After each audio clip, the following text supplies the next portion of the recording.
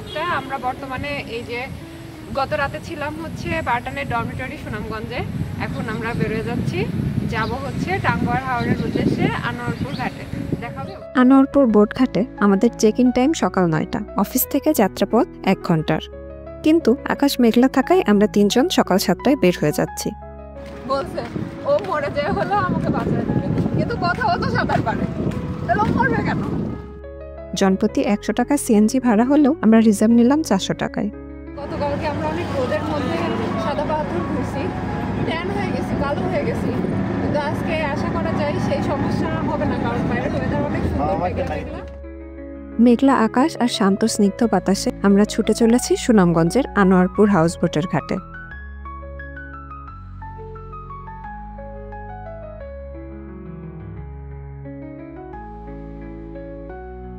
পথে শাপলা ফুলের নয়নভিরাম বিল চোখে পড়তেই নেমে পড়লাম।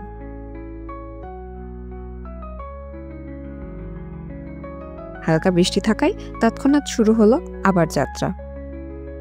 পথের পাশে জমে থাকা পানিতে দল বেঁধে মাছ ধরছে ছোট ছোট ছেলেমেয়েরা। আমরা 3 জন দারুণ উপভোগ করতে করতে যাচ্ছি।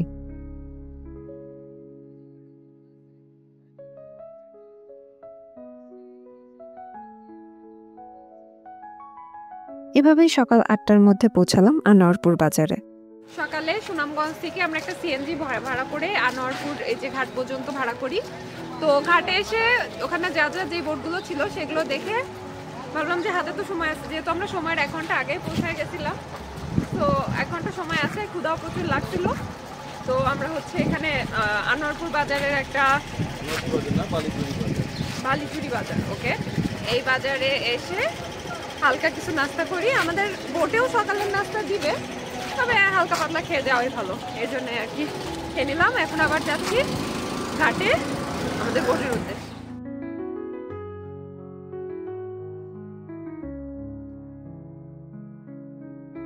মূলত এখানে আর ওই ঘাটেই হচ্ছে যত বোট আছে সব নোঙর করা থাকে। তো এখানে আপনারা দেখতে পাচ্ছেন অনেকগুলো বোট, তো সব বোট এখানে আছে, আবার ওখানেও কিছু আছে। তো আমরা এখানেই উঠবো। সকাল 8:30টার দিকে ঘাটে হাউস বোটে খুঁজে বোটে উঠলাম। এই যে আমরা এখন বোটে ঢুকছি।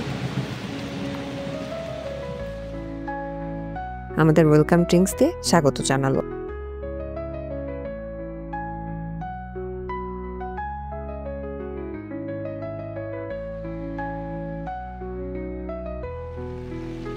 হ্যালো গাইস, আমরা চলে আসছি আমাদের কাঙ্ক্ষিত বোটে। আমরা সকালে বোটে আসছি, এসে জাস্ট রুমে যে একটু ফ্রেশ হয়ে নিয়ে তারপরে এই তো উপরে আসছি। এখন খাবার দাবার দেওয়া হবে। আপনারা পিছে দেখতে পাচ্ছেন সব বোটগুলো এখানে কিন্তু নোঙর পাড়া আছে, এখান থেকে ছেড়ে যাবে। আমাদের ছাড়ার কথা ছিল 10টা, কিন্তু এখন 10:15 বেজে গেছে, কিন্তু কোনো কারণে ছাড়া হয়নি। কিন্তু আমরা এনজয় করছি। আপনারা দেখতে পাচ্ছেন যে এখানে অনেক বৃষ্টি হচ্ছে, তো আরও বেশি বৃষ্টি হতে পারে, কিছু বোঝা যাচ্ছে না বৃষ্টি হবে কি হবে না, কিন্তু এখন হচ্ছে। তো আমরা এরপর আমাদের নেক্সট টুরিস্ট যে স্পটে আছে সেখানে যে বোঝা যাবে বৃষ্টির কি অবস্থা। এই বৃষ্টির কারণে কিন্তু আমরা পিছের পাহাড়গুলো অত ভালো করে ক্লিয়ার দেখতে পাচ্ছি না। তবে টাঙ্গুয়ার হাওরের উপরে যে এসে বৃষ্টি হওয়া, এটা একটা ব্লেসিং। কারণ ইনারা কর্তৃপক্ষ ইনারাও বলছে যে আপনারা ভালো দিনে আসছেন, যে বৃষ্টি মানে অন্যান্য দিন কি হয় বোটের উপরে এত রোদ থাকে যে মানুষজন উপরে থাকতে পারে না, বাট আজকের দিনে বৃষ্টির কারণে মানে ম্যাক্সিমাম মানুষ এখানে। আমি দেখেন টুপি পরে চলে আসছি, আর এই যে ছাতাটা আছে এই সবাই ছাতার নিচে, বাট এটা বেশি এনজয়িং। দেখা যাক কি হয়। বোটে একটা গ্রুপের যাত্রী এসে না পৌঁছানোয় যাত্রা শুরু হতে কিছুটা বিলম্ব হচ্ছে। এর মধ্যেই সকাল 10টার দিকে আসলো সকালের খাবার। আমাদের খাবার দিছে, আপনারা দেখতে পাচ্ছেন এক্সট্রা করে আগেই রাইস দিয়ে দিয়েছে। এই পাশে আছে হচ্ছে মুরগির মাংস, ডিম, সালাদ, বেগুন ভাজি এবং খিচুড়ি। সকাল 10:30টার দিকে আমাদের যাত্রা শুরু হলো। বোট ছাড়ার 2 মিনিটের মধ্যে মেঘালয়ের পাহাড়, উপরের মেঘ আর বাংলাদেশের রক্তি নদী, বসতি, জমি, গরু সব মিলে অদ্ভুত সুন্দর দৃশ্যে সাইড চিৎকার দিয়ে ক্যামেরা দিয়ে ছোটাছুটি করা শুরু করলো।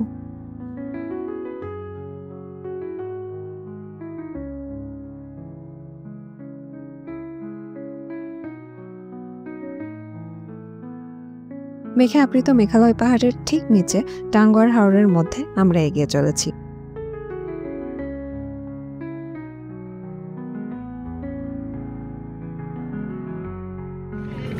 হ্যালো গাইস, আপনারা দেখতেই পাচ্ছেন আমার কাছে কি সুন্দর পাহাড়, এখানে অসম্ভব সুন্দর অনুভূতি। আসলে বললে আমি আসলে ফিলিংস এক্সপ্রেস করতে পারতেছি না, কিন্তু মানে এত ভালো লাগছে, অসম্ভব ভালো লাগছে। আমাদের বোটটা ছাড়তে দেরি করছে, কিন্তু যখন ছাড়ছে, ছাড়ার পরে সৌন্দর্য এবার যে মাঠে হচ্ছে গরু, এখানকার গ্রামীণ ঘরবাড়ি, তার ওই পাশে আবার পাহাড়। আর আমরা যাচ্ছি হচ্ছে একটা রেস্টুরেন্ট টাইপ, মানে আমাদের যে বোটের উপরে রেস্টুরেন্টের মতো এরকম ডেকোরেশন করা। তো মানে সব রকম ফিলিংস একসাথে, রেস্টুরেন্টে বসে যেরকম গল্প আড্ডা হয় সেটাও যেতে পারছি, আবার হচ্ছে পাহাড়ও দেখতে পারতেছি, সুন্দর ভিউ, এটা আবার চলছেও। সো চারপাশের একদম গ্রিন সিনারি, অদ্ভুত গ্রিন অ্যান্ড ব্লু মিক্স, আকাশ নীল আকাশ, আবার পাহাড়ে একটু নীলাচে ভাব, আর সবুজ হচ্ছে মাঠ, সব কিছু মিলে মানে কালারফুল একটা কালার।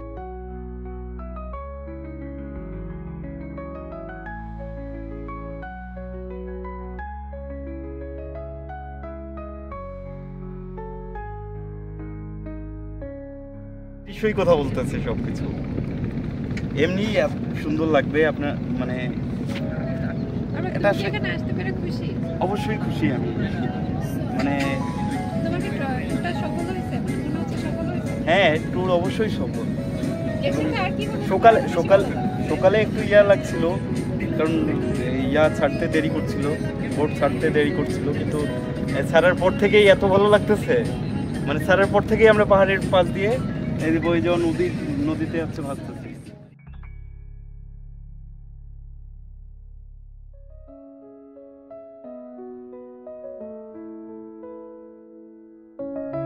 আমরা ভয় পাচ্ছি, আমাদের সামনে একটা হচ্ছে ব্রিজ, এই ব্রিজ আমাদের মাথায় না বেঁধে যায়, দেখা যাক কি হয়।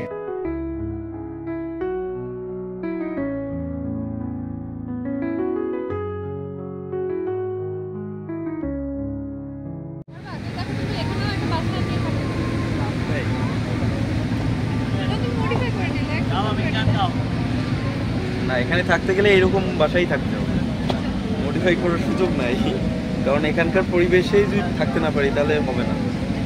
যদি আমি ওদের থেকে ক্লাস চেঞ্জ করে ফেলি তাহলে তো আর মিশতেই পারবো না, যেখানে যেভাবে থাকতে হবে ওইভাবেই থাকতে হবে। পাহাড়, মেঘ, নদী আর আমার জীবন সঙ্গী। জীবন কত সুন্দর।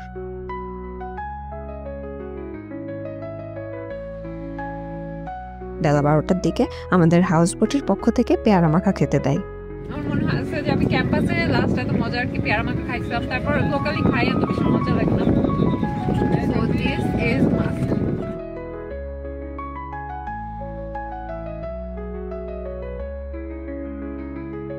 আমাদের প্রথম গন্তব্য ওয়াচ টাওয়ার। সেখানে ঝাপাঝাপি, গোসল শেষে আমরা যাব মেঘালয়ের লাগোয়া নীলাদ্রিলেক আর লাকমাছড়া ঝর্ণা দেখতে। শর্মী, এই ওয়েদারে তোমার চা খেতে কেমন লাগছে?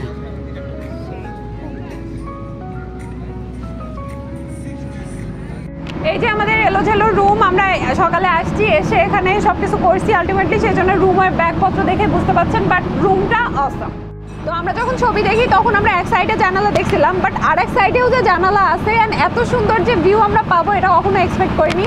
আপনারা দেখতে পাচ্ছেন আশপাশ দিয়ে ছোট ছোট ডিঙি নৌকা যাচ্ছে। সো আশেপাশে পিছনে সামনে এত সুন্দর ভিউ, মানে এই ভিউয়ের কথা আসলে মুখে বলে এটার সৌন্দর্য বর্ণনা করা সম্ভব না। সো আপনারা দেখতেই পাচ্ছেন, এই দেখেন পিছ দিয়ে আমরা নৌকা দেখা যাচ্ছে, ছোট ছোট ডিঙি নৌকা, মানে এগুলো আসলে মানে ন্যাচারাল ভিউ যেটাকে বলে, পিওর ন্যাচারাল ভিউ। আনলিমিটেড চা, কফি আর আশেপাশের অপরূপ প্রাকৃতিক ও পরিবেশ দেখতে দেখতে আমরা দুপুর 1টার দিকে পৌঁছে গেলাম ওয়াচ টাওয়ারে। হ্যাঁ যাবো। হ্যাঁ, আমরা অলরেডি জানলাই রুমের মধ্যে বসে বসে একটা নৌকা ঠিক করে ফেলছি, আমরা ওয়াচ টাওয়ারে যাবো। সেখানে যেই নিয়ে আমাদের মামা শুনেন, আপনি কিন্তু আমাদের হচ্ছে এটা ফাঁকা জায়গায় আর যেটা একটু উঁচু মানে কম পানি আছে সেই জায়গায় নিয়ে যাবেন, ঠিক আছে? পরিবেশ সংরক্ষণের তাগিদে এখানে আর হাউসবোটগুলো ওয়াচ টাওয়ার পর্যন্ত যেতে দেয় না। অন্য এক নৌকায় 100 টাকা ভাড়ায় আমরা যাচ্ছি ওয়াচ টাওয়ারে। সাঁতার পারি না, তো আগেই লাইফ জ্যাকেট পরে লাইফ বাঁচায় রাখছি, কারণ হচ্ছে যদি ইনকেস পানিতে ডুবে যায় আল্লাহ জানি বাঁচায় রাখে, এই তো সবার কাছে যাচ্ছি।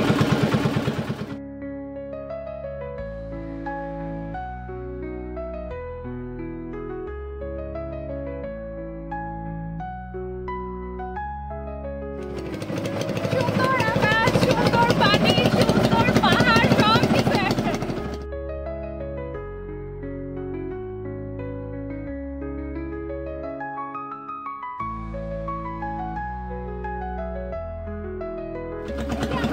কিন্তু ওয়াচ টাওয়ারে চলে আসছি, এটাই সেই ওয়াচ টাওয়ার। উপরে যেতে দিচ্ছে মনে হয়, অনেকেই উপরে গেছে, দেখা যাক কি হয়।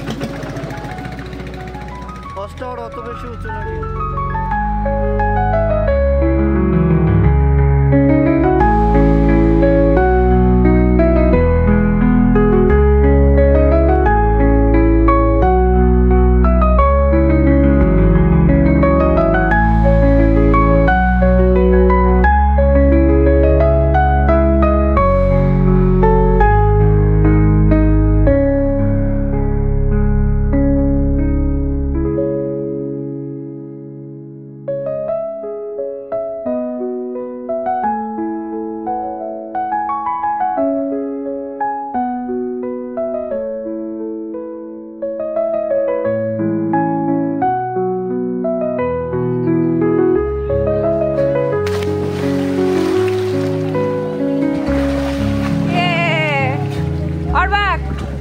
চশমা পরে গেছে, চশমা হারিয়ে গেছে। খুব ভালো, কংগ্রাচুলেশন।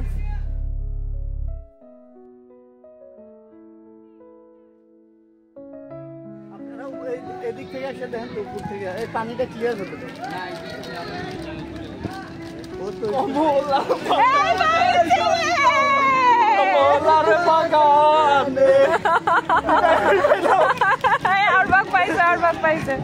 কাকার ছেলে নেই, কাকার ছেলের নাম হচ্ছে সামিউল। ইসমাইল। দাও চশমা দাও, আর পড়া লাগবে না, দাও। না আর বোকাম করবো না।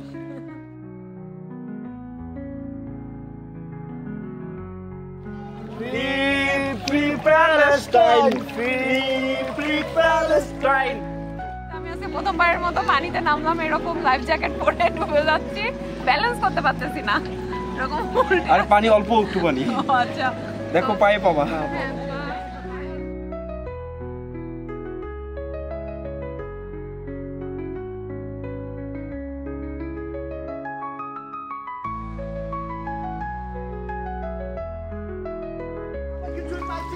আমরা এখানে একটা সুন্দর পাতা দেখতে পাচ্ছি। ও কি উৎকট গন্ধ, তবু আমাদেরকে এর মধ্যে থেকে পুষ্টি যোগাতে হবে। খুবই বিশ্রী গন্ধ পাচ্ছ, এর সাথে এটা আমাদের একটু শক্তি দেবে। এখানে যে কোনো ভাবেই হোক যে আমাদেরকে এখানে টিকে থাকতে হবে, আমাদেরকে পথ খুঁজতে হবে। প্রতিকূল পরিস্থিতি কত কষ্টকর, আপনারা যারা আসেননি তারা কখনো বুঝতে পারবেন না। বিহার তুমি হারিয়ে যেও না, বিহার তুমি হারিয়ে যেও না।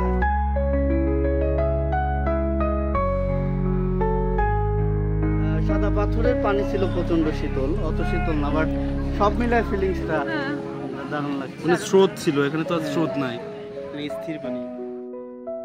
দারুণ শান্তির একটা গোসল শেষে আবার বোটে ফিরলাম 2টার দিকে।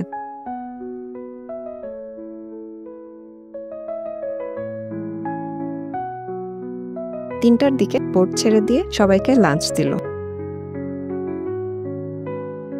দারুণ ছিল খাবারটা।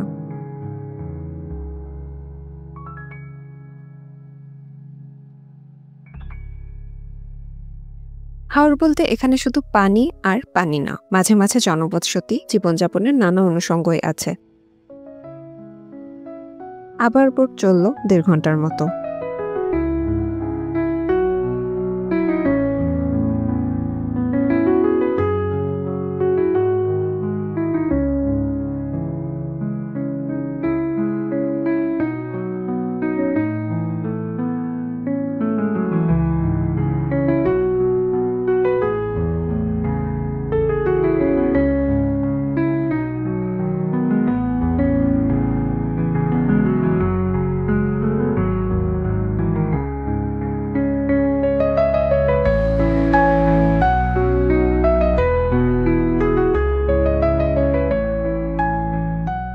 বিকাল 4:30টার দিকে আসি নীলাদ্রি লেকের ঘাটে। এখানে মূলত 2টা স্পট, নীলাদ্রি লেক এবং লাকমাছড়া ঝর্ণা।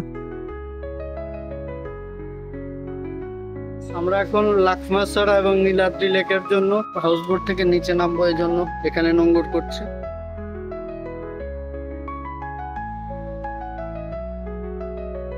নীলাদ্রি লেক হাঁটার দূরত্বে, আর সন্ধ্যায় লেকের পাশে সময় কাটাবো বললে আগে যাচ্ছি ঝর্ণা দেখতে, লাকমাছড়া ঝর্ণা। আমরা এই যে চলে আসছি লাকমাছড়াতে।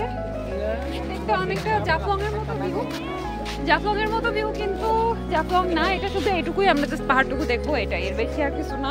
তো যাচ্ছি, আসেন। ভারতীয় নিরাপত্তা বিএসএফ এর নিরাপত্তা চৌকি, জাস্ট 100 মিটার হবে।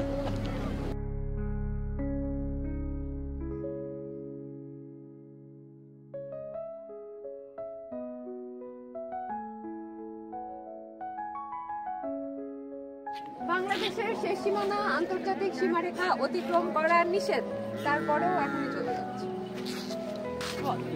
তুমি কি এখন ভারতে? হ্যাঁ, আমি এখন ভারতে চলে আসছি, ভারতে উইদাউট পাসপোর্ট এন্ড ভিসা।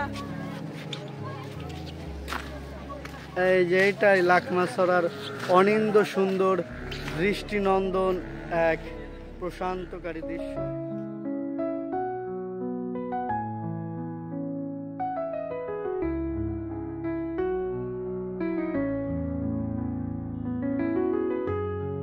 আমরা এখান থেকে যতটুকু দেখতে পাচ্ছি সেটা হচ্ছে এই দিক দিয়ে রাস্তা আছে, সেই রাস্তার জায়গাগুলো হাঁটার কারণে ফাঁকা হয়ে গেছে, সেইটা দেখে আমরা এত কাছে এসে বুঝতে পারছি যে এই পাহাড় দিয়ে ওঠার রাস্তা আছে। এবং ওই উপরে আমরা কিছু দোকানপাট দেখতে পাচ্ছি, মনে হচ্ছে ওখানে দোকান কিংবা বাজার এরকম কিছুই হবে। খুব সম্ভবত ওটা ভারতেরই। হ্যাঁ, ওটা ভারতের, ওটা সম্ভবত না, ওটা আসলেই ভারতের।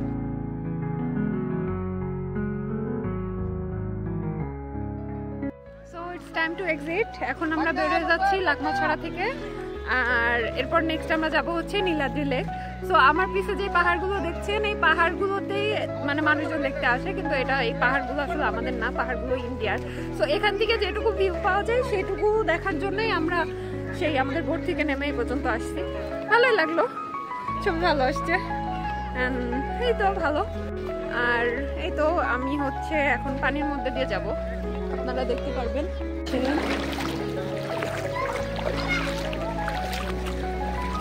সুন্দর ছিল, পানি দিয়ে হেঁটে উঠে চলে যাচ্ছি। এবার নীলাদ্রি লেকের উদ্দেশ্যে 6:45টার মধ্যে আসলাম, তখন লাইট হ্যাজ অলরেডি গান। তারপরেও জোর করে তাড়াহুড়ো করে কিছু ছবি তুললাম সাইদের ক্যামেরায়।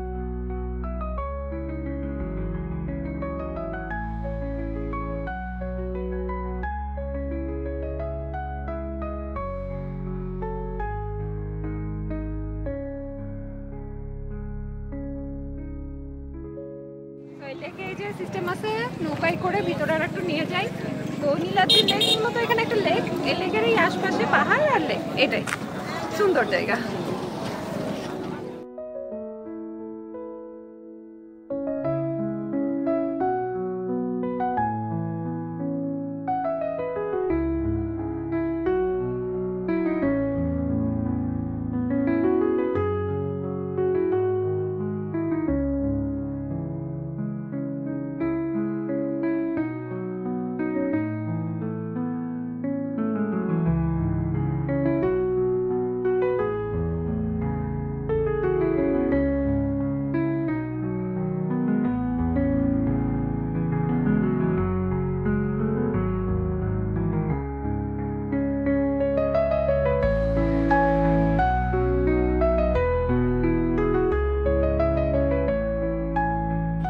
এত মনোযোগ দিয়ে কি করছো?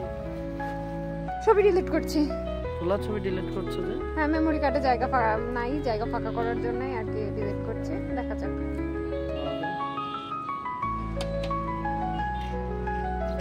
কবি নীরব কেন? ফাগুন যে এসেছে ধরায়। কবি না, ওটা হচ্ছে বাসাবাড়ির কুয়া। কবি আপনি কোথায় দাঁড়িয়ে আছেন? আমি দাঁড়িয়ে আছি মাটির উপর এবং নীলাদ্রি লেকের পাশে। নীলাদ্রি লেকের পাশে?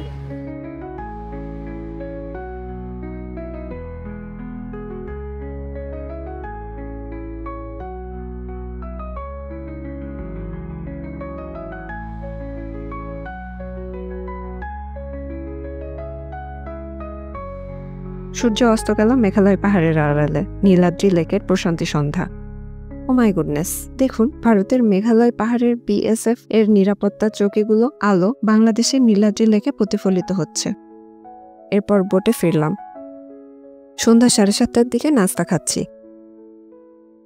সন্ধ্যাতে স্ন্যাক্স, পাকোড়া এবং দিবে হচ্ছে নুডলস, মজা।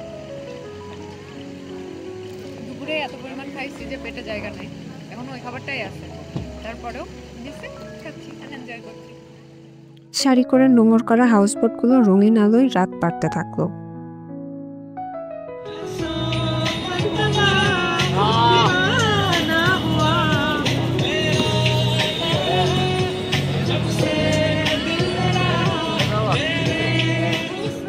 রাত 9:27 ফুলমুন হওয়ার কথা। ব্যাপক উৎসাহ উদ্দীপনায় আমরা অপেক্ষা করছি।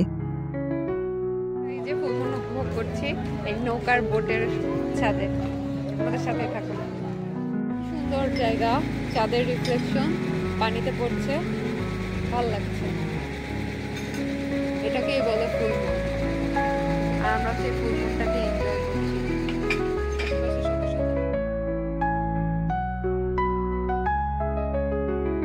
রাত 10টার দিকে ডিনার শেষে ঘুমিয়ে যাচ্ছি।